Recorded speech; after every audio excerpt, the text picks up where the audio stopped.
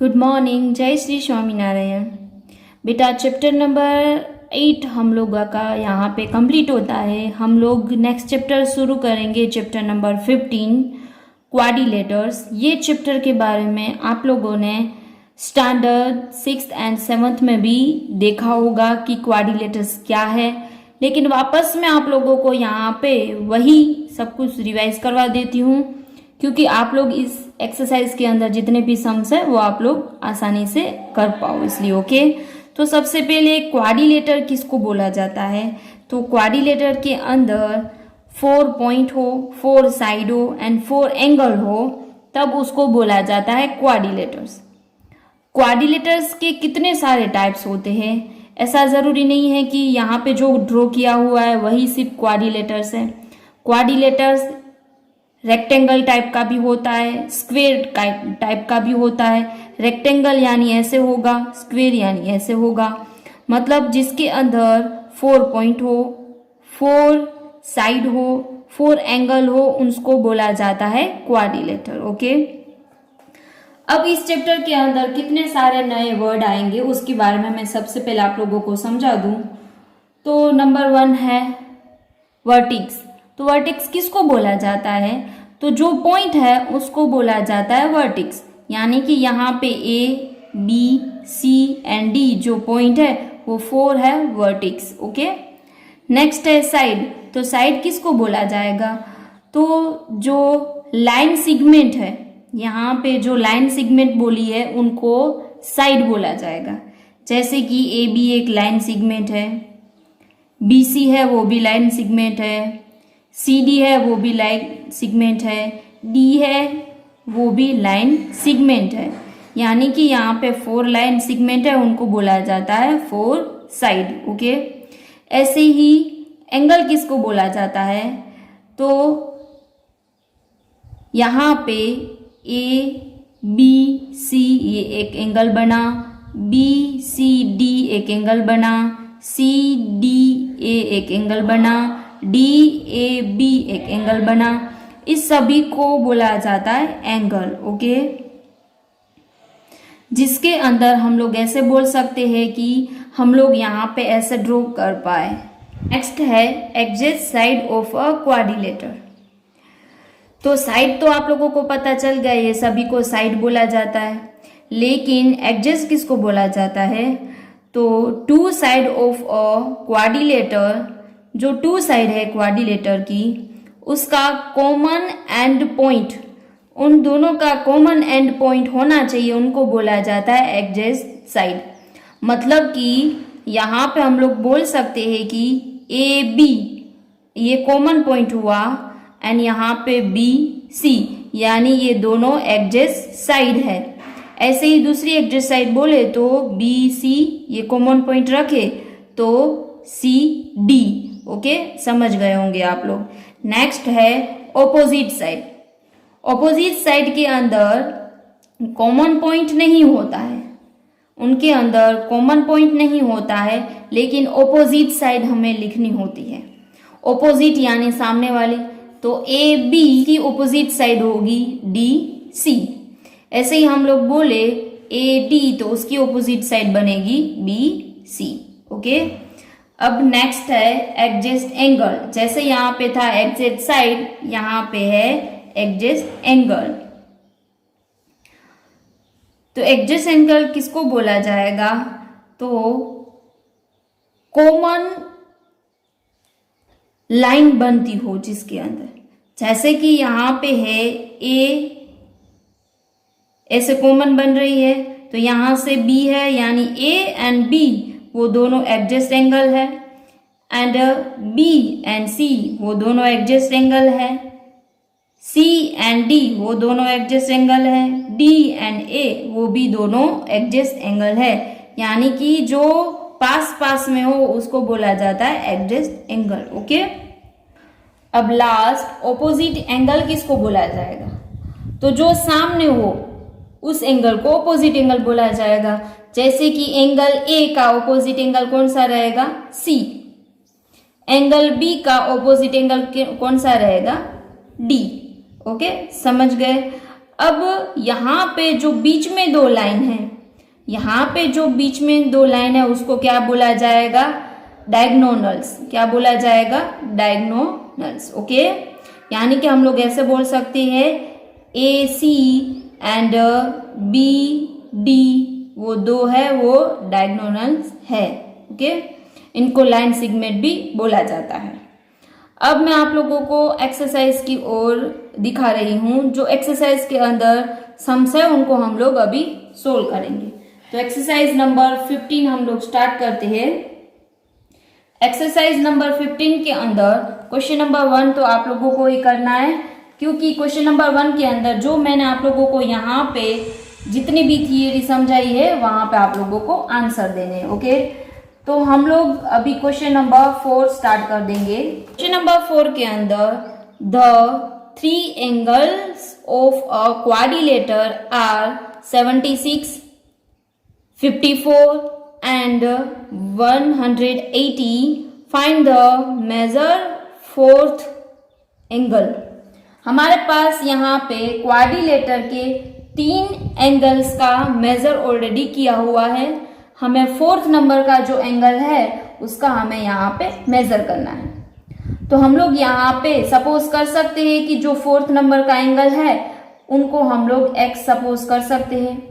And आप लोगों को सपोज नहीं करना है तो भी आप लोग आसानी से क्वेश्चन को सोल्व कर पाओगे। कैसे, तो मैं आप लोगों को समझा रही हूँ। सबसे पहले तो क्वाड्रिलेटर के अंदर 4 साइड होती है, 4 एंगल होते हैं। तो 4 एंगल का हम लोग प्लस करें तो कितना आंसर आएगा? तो 360 आंसर आएगा। तो हम लोग यहाँ पे सबसे पहले लिखेंगे आंसर में सम of all the 4 angles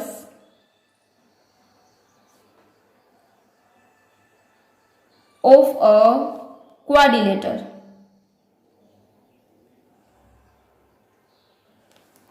is equal to 160।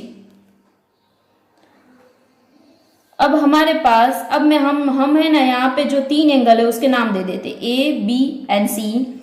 Angle A plus angle B plus angle C plus angle D is equal to 360।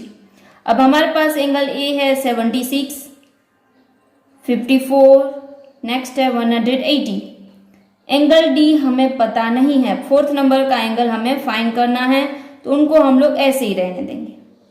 अब ये तीनों का हम लोग प्लस करेंगे तो प्लस आएगा 238 plus angle D is equal to 360। ये दोनों के बीच में रिलेशन है प्लस का, तो इनको इस तरफ लेकर जाएंगे तो वो माइनस में चला जाएगा। तो angle D is equal to 360 minus 238। Angle D is equal to 360 minus 238 करेंगे तो आंसर आएगा 122। यानी कि एंगल डी यानी जो फोर्थ नंबर का एंगल है वो कितना होगा? 122 होगा। तो हम लोग लास्ट में लाइन लिख देंगे the fourth angle measure is equal to 122। हम लोग क्वेश्चन नंबर 5 ले लेते हैं। The angles of a quadrilaterals are in the ratio 3:5:7:9। Find the measure of each of this angle. सारे एंगल के हमें मेजर निकालने हैं। यहाँ पे रेशियो दिया गया है 3:5:7:9। तो हमें इतना पता है कि क्वाड्रिलेटर के अंदर टोटल 4 एंगल आते हैं, तो उस 4 एंगल का हम लोग टोटल करेंगे तो आएगा 360।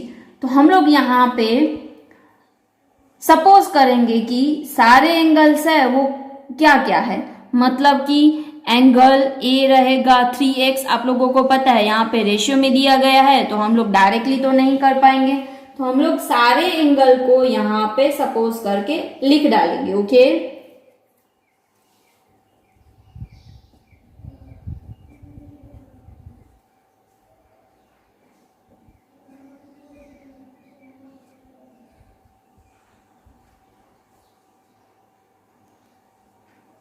Angle C is equal to 7x and angle D is equal to 9x। अब ये 4 हम लोग प्लस करेंगे तो उसका टोटल कितना आना चाहिए, तो 360 आना चाहिए। तो हम लोग यहां पे लिख देंगे sum of all the angle of a quadrilaterals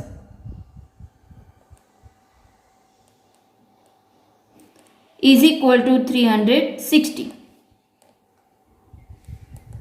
तो हम लोग यहां पे लिखेंगे कि angle A plus angle B plus angle C plus angle D is equal to 360। Angle A हम लोगों ने क्या सपोज किया, 3x plus angle B 5x plus angle C 7x plus angle D 9x is equal to 360। हम लोग यहाँ पे ये 4 एंगल का प्लस करेंगे तो आंसर आएगा 24x is equal to 360। 24 and x के बीच में रिलेशन है मल्टीप्लाई का, तो 24 को हम लोग इस तरफ लेकर जाएंगे तो वो डिवाइड में चला जाएगा, तो x is equal to 360 divide by 24। तो हमें x इज इक्वल टू मिला, हम लोग कट करेंगे तो हमें मिलेगा 15। तो हमें x इज इक्वल टू 15 मिला है, तो यहाँ पे जितने भी एंगल है उसका हमें आंसर मिल जाएगा। तो हम लोग यहाँ पे लिखेंगे angle A is equal to 3x is equal to 3, x की जगह पे 15 इज इक्वल टू 15 3 जा 45 एंगल। अब angle B is equal to 5x is equal to 5, x की जगह पे 15 15 5 जा 75। Angle C is equal to 7x is equal to 7 bracket के अंदर x की जगह पे 15 15 7 जा 105। Angle D is equal to 9x is equal to 9 bracket के अंदर 15 15 9 जा 135।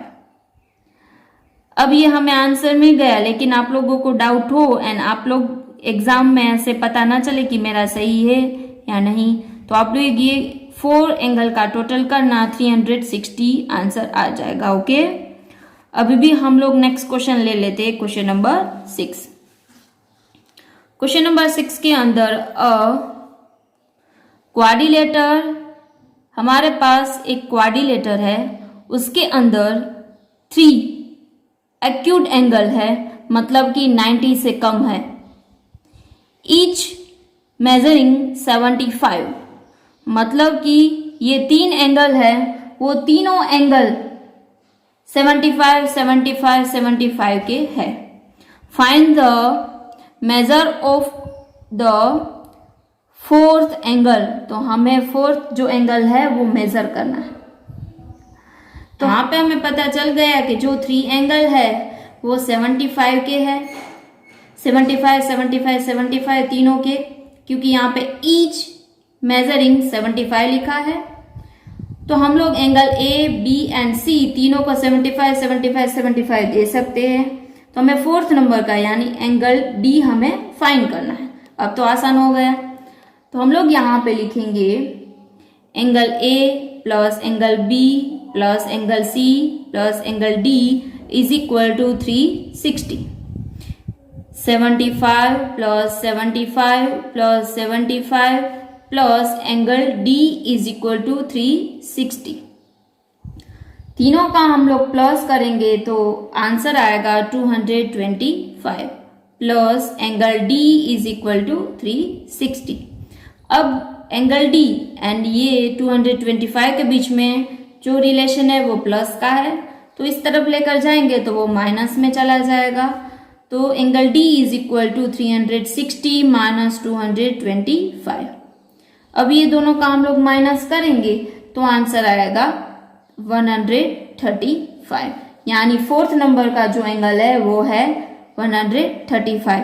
तो हम लोग यहाँ पे लिखेंगे the fourth angle measure is equal to 135। तो अभी हम लोग नेक्स्ट क्वेश्चन लेते हैं, question number 7। Three angle of a quadrilateral are equal.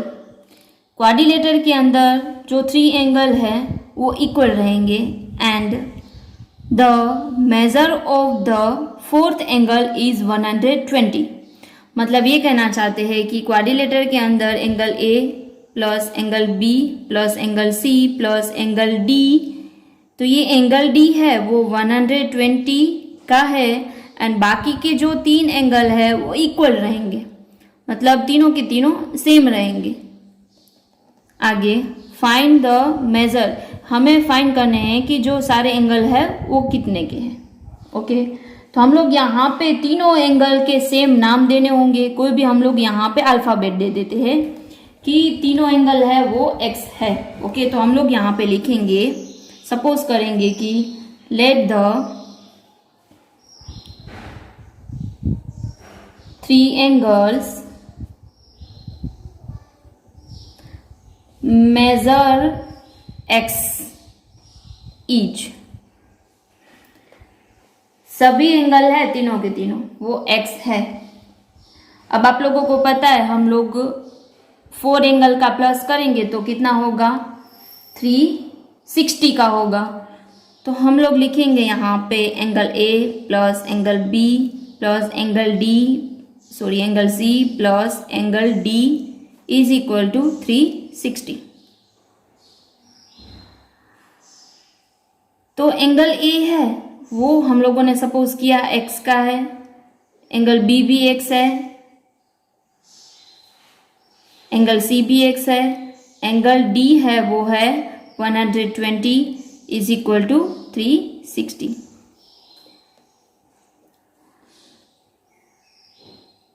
तो हम लोग यहाँ पे तीनों का प्लस करेंगे, 1 आगे कुछ नहीं है तो हम लोग 1 समझेंगे इनको। तो प्लस करेंगे तो 3x हो जाएगा प्लस 120 इज इक्वल टू 360। अब ये दोनों के बीच में रिलेशन है प्लस का, इस तरफ इनको लेकर जाएंगे तो माइनस हो जाएगा। 3x is equal to 360 minus 120। 3x is equal to, ये दोनों का हम लोग माइनस करेंगे तो आएगा 240। अब ये 3x है वो दोनों के बीच में रिलेशन है मल्टीप्लाई का, तो उस तरफ जाएगा 3 तो वो डिवाइड में चला जाएगा, यानी x इज इक्वल टू 80। यानी कि जो इक्वल एंगल है 3 वो सभी के सभी कितने होंगे, 80 के होंगे। तो हम लोग यहाँ पे लिख देंगे each of the equal angle measure is equal to 80। तो हम लोग लास्ट क्वेश्चन लेते हैं, क्वेश्चन नंबर 8।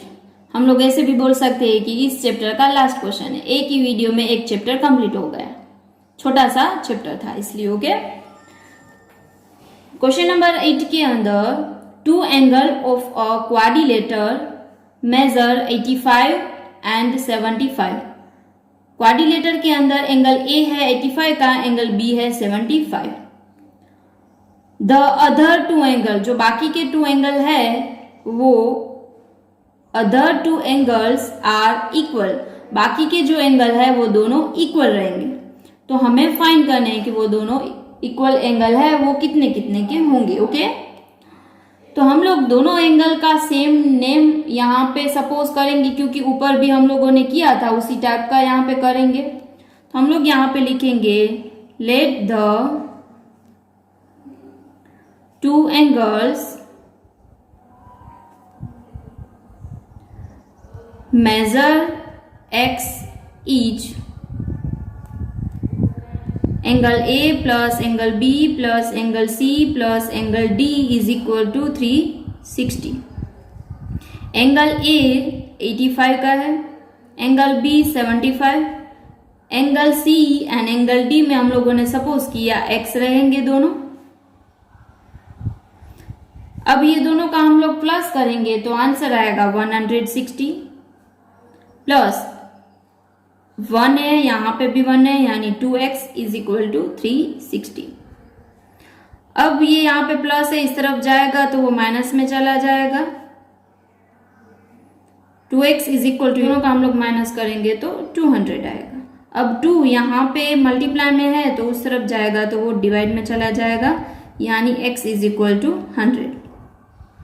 यानी कि एंगल C एंड D वो दोनों के दोनों एंगल है वो 100 के होंगे। तो हम लोग यहाँ पे लिख लेंगे each of the equal angles measure is equal to 100। तो बेटा आप लोगों को जो मैं होमवर्क देती जाती हूँ सारे चैप्टर के अंदर, मुझे रेगुलर सिर्फ 7 स्टूडेंट के ही होमवर्क आए हैं अप टू डेट। बाकी स्टूडेंट के अभी तक मुझे होमवर्क नहीं आए हैं, तो फटाफट भेज देना, नहीं तो 2-3 दिन के अंदर मुझे आप लोगों के पेरेंट्स को इन्फॉर्म करना होगा मजबूरन। ओके, कुछ डाउट हो तो आप लोग मुझे व्हाट्सअप कर सकते हो बेझिझक। आप लोगों के पास मेरे व्हाट्सअप नंबर भी है एंड कॉल भी कर सकते हो। तो आज का आपका होमवर्क रहेगा एक्सरसाइज 15 के अंदर question number 1 and 2 and example के अंदर 1 एंड 2। आप लोगों को जो एग्जाम्पल दिए गए हैं वो एग्जाम्पल आप लोगों को अपनी तरीके से सोल्व करने हैं। ओके, अभी भी बोल रही हूँ होमवर्क है, मुझे 2-3 दिन के अंदर आप लोग भेज देना। मंडे से पहले, नेक्स्ट मंडे से पहले आप लोगों को पूरा एक वीक मिल रहा है। ओके, यहाँ पे ये चैप्टर कंप्लीट होता है। ओके बेटा, अपना ध्यान रखना। Thank you so much.